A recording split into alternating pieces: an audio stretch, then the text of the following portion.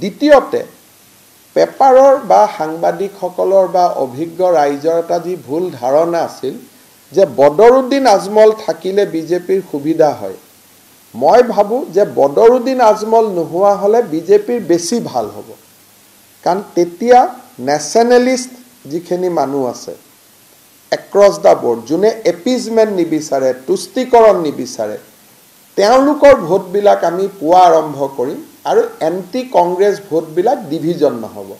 সেইকাৰণে post UDF, আজি যদি UDF চামগুৰিত থাকিলেহেঁতেন আমি নিজিকিলোহেঁতেন, আমি পোৱা ভোটখিনি UDFে লৈ গ'লহেঁতেন।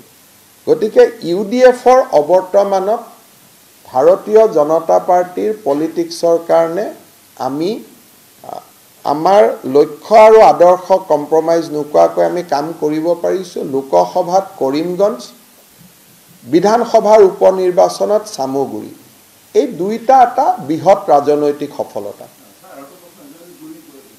দ্বিতীয়তে পেপাৰৰ বা সাংবাদিকসকলৰ বা অভিজ্ঞ ৰাইজৰ এটা যি ভুল ধাৰণা আছিল যে বদৰুদ্দিন আজমল থাকিলে বিজেপিৰ সুবিধা হয়।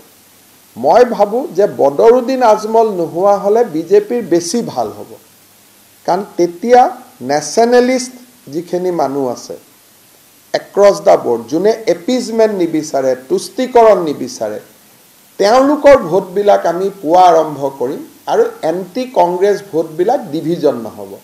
সেইকাৰণে পোষ্ট UDF, আজি যদি UDF চামগুৰিত থাকিলেহেঁতেন আমি নিজিকিলোহেঁতেন, আমি পোৱা ভোটখিনি UDFে লৈ গ'লহেঁতেন। গতিকে UDFৰ অৱৰ্তমানত ভাৰতীয় জনতা পাৰ্টিৰ পলিটিক্সৰ কাৰণে আমি আমাৰ লক্ষ্য আৰু আদৰ্শ কম্প্ৰমাইজ নোকোৱাকৈ আমি কাম কৰিব পাৰিছোঁ। লোকসভাত কৰিমগঞ্জ, বিধানসভাৰ উপনিৰ্বাচনত চামগুৰি, এই দুইটা এটা বৃহৎ ৰাজনৈতিক সফলতা। দ্বিতীয়তে পেপাৰৰ বা সাংবাদিকসকলৰ বা অভিজ্ঞ ৰাইজৰ এটা যি ভুল ধাৰণা আছিল যে বদৰুদ্দিন আজমল থাকিলে বিজেপিৰ সুবিধা হয়।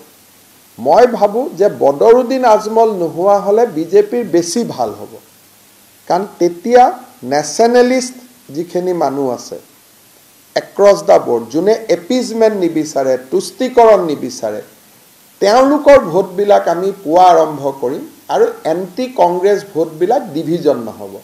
সেইকাৰণে পোষ্ট UDF, আজি যদি UDF চামগুৰিত থাকিলেহেঁতেন আমি নিজিকিলোহেঁতেন, আমি পোৱা ভোটখিনি UDFে লৈ গ'লহেঁতেন।